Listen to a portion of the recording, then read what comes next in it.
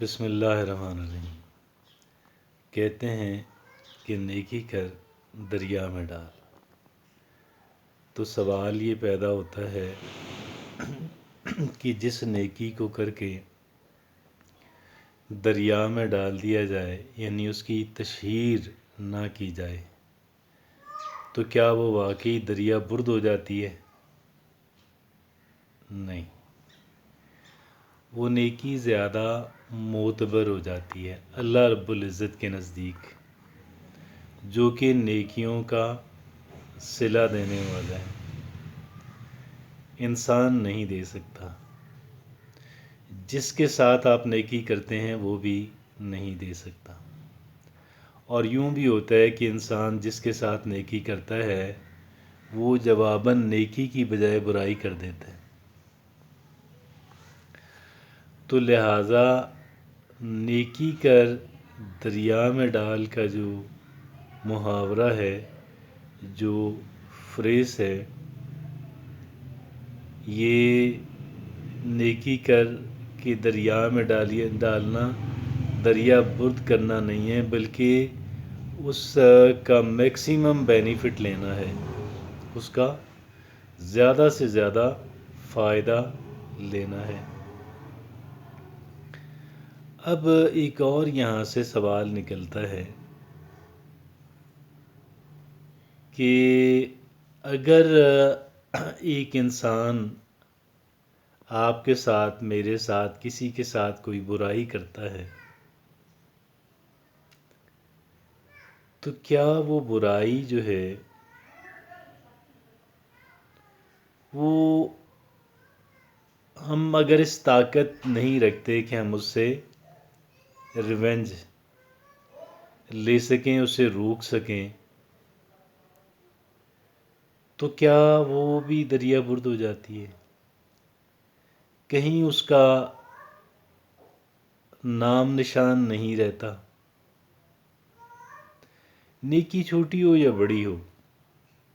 کسی بھی درجے کی ہو، اس سے قطع نظر کیا برائی چھوٹی ہو یا بڑی ہو، کسی بھی درجے کی ہو، اس سے قطع نظر کیا برائی آئی گئی ہو جاتی ہے؟ ایک بندے کو جس کے ساتھ برائی کی گئی اس کو سمجھ ہی نہیں آئی، یا سمجھ تو آ گئی لیکن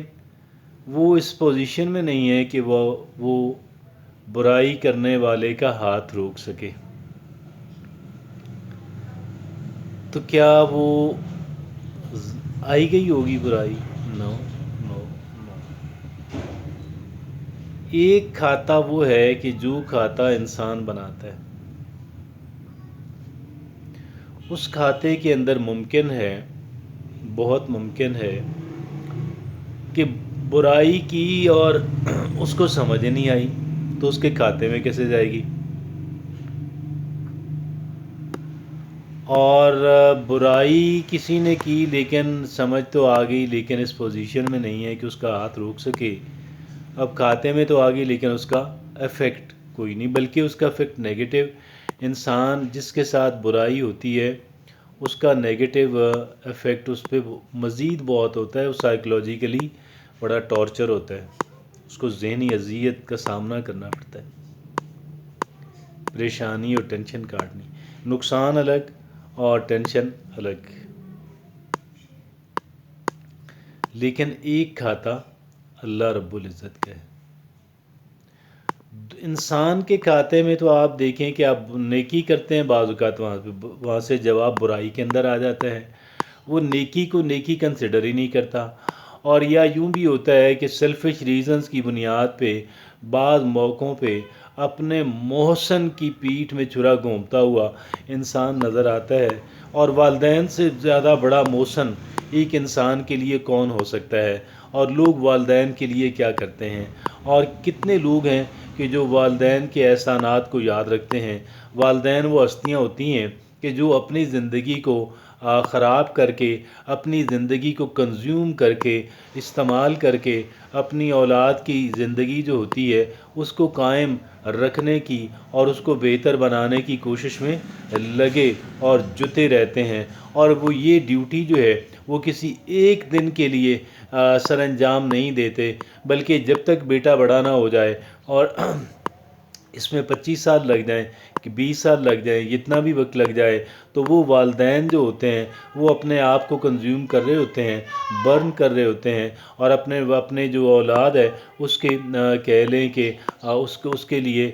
تحفظ پیدا کرنے کی کوشش کر رہے ہوتے ہیں۔ تو بسا اوقات جو ہے اولاد اپنے والدین کے ساتھ اور اس کا عشر عشیر بھی نہیں کر پاتی، بلکہ ایسے کام کرتی ہے کہ جس سے والدین کو شدید ذہنی اذیت کا سامنا کرنا پڑتا ہے۔ اور اب آپ یہ بتائیے گا کہ کیا ایک اور کھاتے مینٹین کرنے والی ہستی جو ہے اللہ رب العزت جو ہے، کیا وہاں جو کھاتے بنے ہوئے ہیں، کیا وہاں پہ جو ایک انسان کا اکاؤنٹ کھلا ہوا ہے، کیا وہاں پہ بھی یہ چیز نوٹ نہیں ہوتی ہوگی؟ وہاں پہ یہ ساری چیزیں نوٹ ہوتی ہیں۔ اور اس وجہ سے میں آپ سے عرض کروں کہ اگر آپ کے ساتھ ایک انسان جو ہے وہ برا سلوک کر رہا ہے اور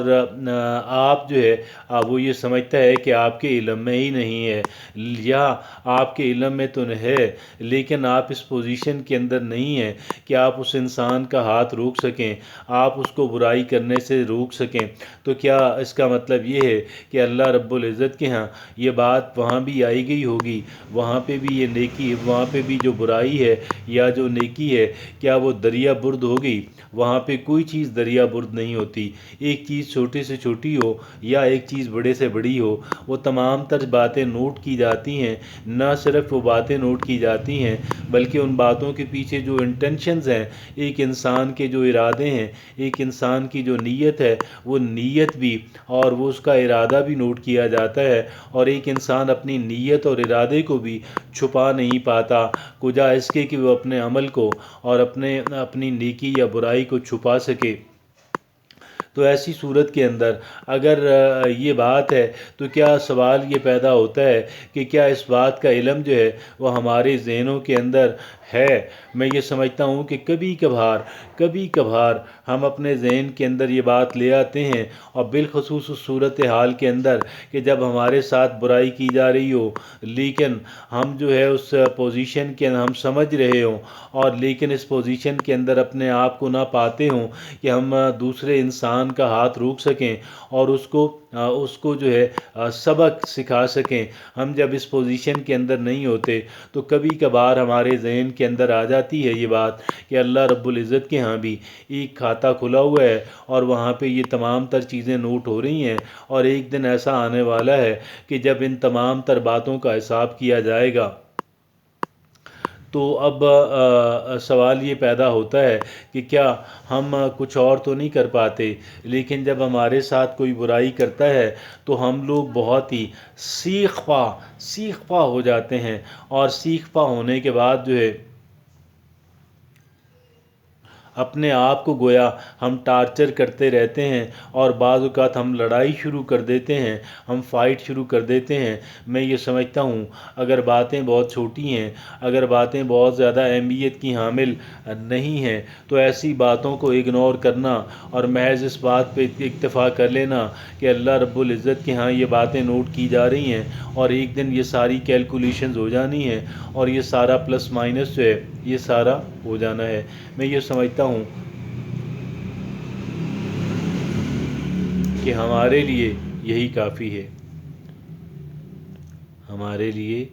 یہی کافی ہے، اور ہمیں اس بات کی ضرورت نہیں ہوتی کہ ہم بہت زیادہ اپنے آپ کو ٹارچر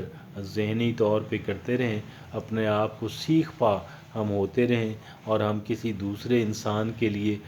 گرج جو ہے، ایک بغض جو ہے وہ ڈیولپ کرتے رہیں، بلکہ ہم اسے ایک جملہ ہم اس کے لیے وہ ریپیٹ کریں اپنے ذہن کے اندر، اور بار بار ریپیٹ کریں، اور اس وقت ریپیٹ کریں کہ جس وقت جو ہے ہمارے ذہن کے اندر یہ بات جو ہے ہمیں اس بات کا خیال آئے، ہم اس بات کو ریپیٹ کریں کہ اللہ رب العزت کے کھاتے کے اندر